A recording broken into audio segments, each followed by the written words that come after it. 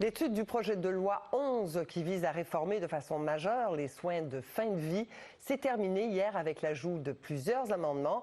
L'un d'eux consiste à élargir les lieux où les patients admissibles pourront recevoir l'aide médicale à mourir. Une personne pourra l'obtenir dans un salon funéraire ou dans un parc.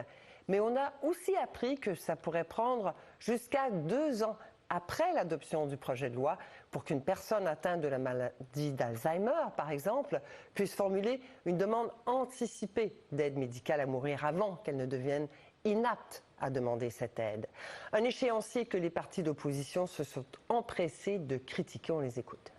Il y a des gens qui sont aptes aujourd'hui, qui d'ici 24 mois seront peut-être plus aptes et donc n'auront plus le pouvoir de l'accès à faire une demande anticipée.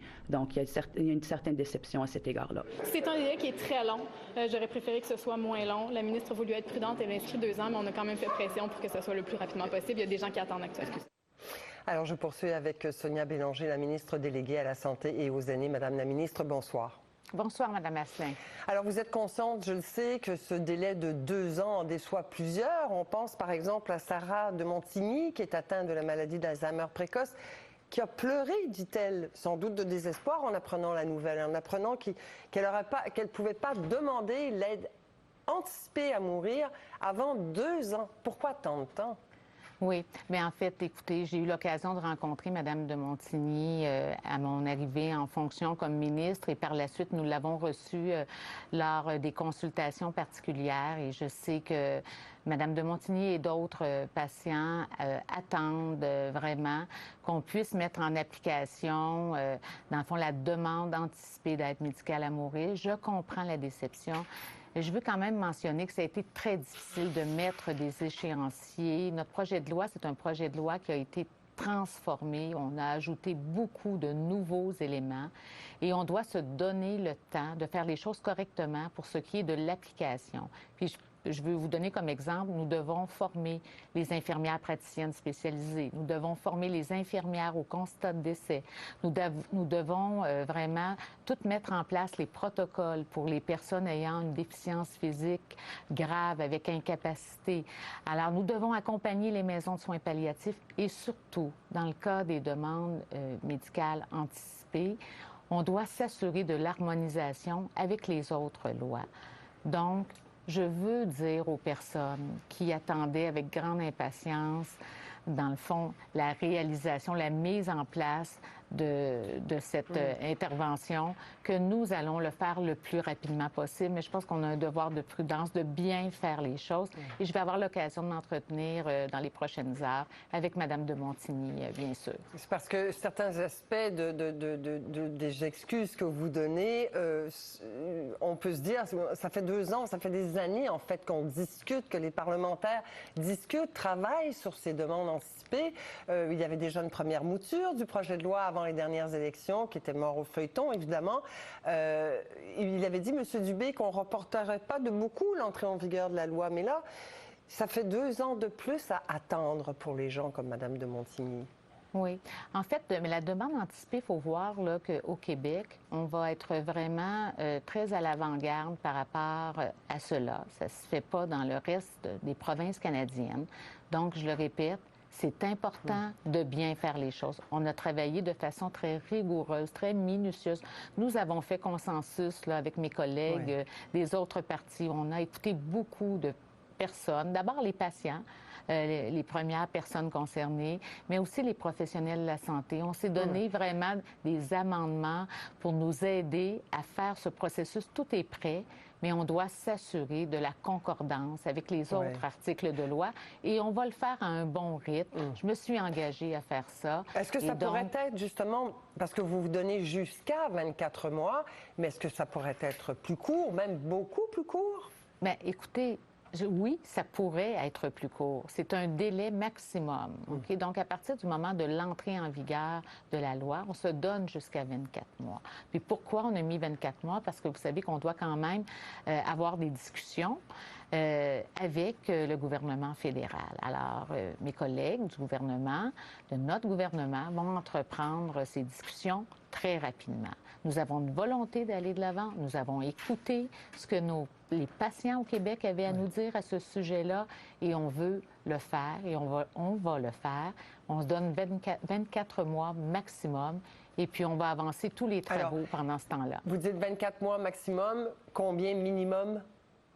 Bien, écoutez, je ne peux pas vous donner un minimum là, comme ça aujourd'hui, parce que dans le fond, quand on se donne des échéanciers, la façon de fonctionner, vous comprenez, on se donne un délai maximum après l'entrée en vigueur.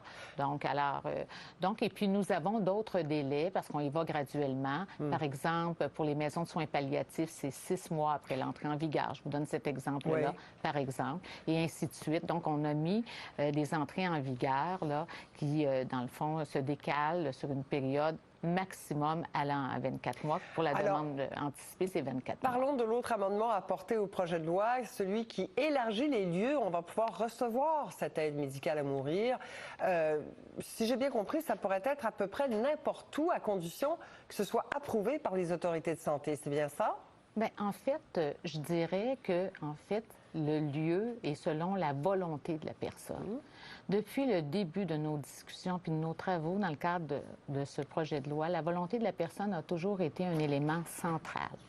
Et vous savez, quand les personnes répondent à certains critères, bien sûr, ils peuvent demander l'aide médicale à mourir, choisir leur médecin ou leur IPS, choisir avec qui ils veulent être entourés, choisir le processus, donc l'événement, choisir la date, l'heure. Bien, écoutez, je pense qu'on était devant un fait que pourquoi pas leur laisser choisir un lieu. Maintenant, nous ne souhaitons pas qu'il y ait de la commercialisation, de la publicité, que les entreprises privées se mettent à commercialiser l'aide médicale à mourir. Et c'est pour ça que ce sont les établissements de santé publics qui auront la responsabilité d'approuver préalablement le choix du lieu. Donc, et ça sera fait. C'est écrit dans un règlement. On a eu de longues discussions avec mes collègues, mais on voulait être certain de mettre les balises nécessaires. Et puis, ça sera un lieu qui sera naturellement convenable pour la personne, mais qui répondra aussi au respect des règles en vigueur. Là. Oui, ça peut vouloir dire, par exemple, on a beaucoup donné l'exemple d'un parc, mais on peut penser à un bord de mer ou un bord de lac. Si la direction de la santé publique obtient l'approbation de la municipalité, le cas échéant, ou des autorités du parc ou du bord de mer, ce serait possible. Ça serait possible, et puis il pourrait y avoir des conditions, par exemple, de choisir un lieu qui est isolé, qui est discret, qui n'est pas visible des autres personnes qui peuvent aller à leurs activités. Donc, il va y avoir un ensemble de conditions. Qui vont sans doute alourdir les démarches, par contre, pour les demandeurs, non? Mais, je ne dirais pas ça, parce que dans le fond, c'est chaque CCCIUS qui va faire l'évaluation. Puis vous savez, il n'y a quand même pas beaucoup de demandes, là. C'est moins de 1 des demandes. Une dizaine, je pense, l'an dernier, oui. Oui, tout à fait. Donc, à l'échelle du Québec. Alors, donc, je pense que les gens vont être très en mesure. Puis, il faut pas oublier qu'on a mis en place aussi des groupes interdisciplinaires qui vont accompagner les équipes dans toute la réflexion sur l'aide médicale à mourir. Et ces gens-là vont aussi développer une expertise et ils vont être là pour soutenir les équipes et soutenir le patient. Oui, ça reste délicat, bien sûr, tout ça. Mais est-ce que vous prévoyez des résistances des autorités de santé? J'entends...